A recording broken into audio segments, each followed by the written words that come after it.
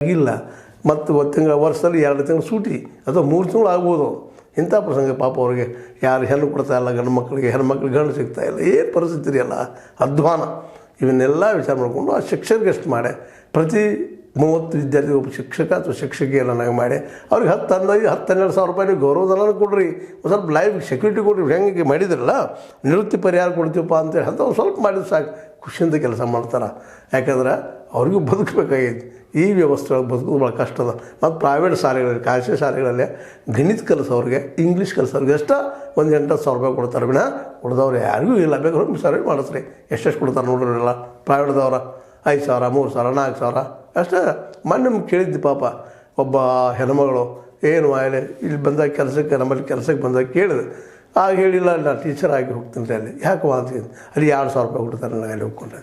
2 ಸಾವಿರ ರೂಪಾಯಿ ದುಡಿಯುವಂಥ ಅನೇಕ ಟೀಚರ್ಗಳು B.Ed ಆದಂಥವ್ರು, D.Ed ಆದಂಥವ್ರು ಹೋಗ್ತಾ ಇದ್ದಾರೆ ರೀ.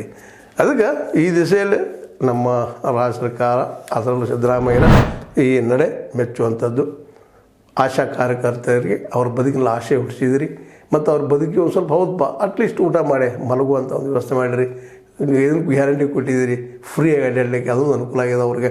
ಎಲ್ಲಿ ಬೇಕಾದ್ರೆ ಹೋಗಿ ಕೆಲಸ ಮಾಡೋಂಥದ್ದು ಅನೇಕ ಟೀಕೆ ಮಾಡಿದ್ರೆ ಮಾಡಲಿ, ಟೀಕೆ ಅಂತ ಇದ್ದೇ ಇರೋದನ್ನ. ಅನುಕೂಲ ಇದ್ದವ್ರು ಹೋಗಿಲ್ಲ, ದುಡ್ಡು ಕೊಟ್ಟು ಹೋಗಿ ಯಾರು ಬೇಡ ಅಂತಾರೆ ಅವ್ರಿಗೆ.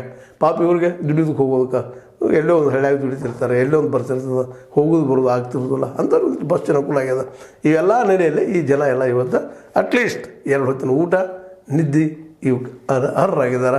ಜೊತೆ ತಮ್ಮ ಮಕ್ಕಳನ್ನ ಶಾಲೆ ಕಲಿಸೋದಕ್ಕೂ ಅರ್ಹರಾಗಿದ್ದಾರೆ ಅಂತ ಈ ಸಂದರ್ಭದಲ್ಲಿ ಹೇಳ್ತಾ, ಆಶಾ ಕಾರ್ಯಕರ್ತೆಯರಿಗೆ ತಿಂಗಳಿಗೆ 10,000 ರೂಪಾಯಿ ಗೌರವಧನ ಕೊಟ್ಟಿದ್ದು ನಿಜವಾಗಿಯೂ ಸಿದ್ದರಾಮಯ್ಯರ ಒಂದು ಸಾಧನೆ ಅಂತ ಹೇಳ್ತಾ, ಇದು ನಿಮ್ಗೆ ಲೈಕ್ ಆಗಿರ್ಬೋದು, ಬಟ್ ಡಿಸ್ಲೈಕು ಆಗಿರ್ಬೋದು.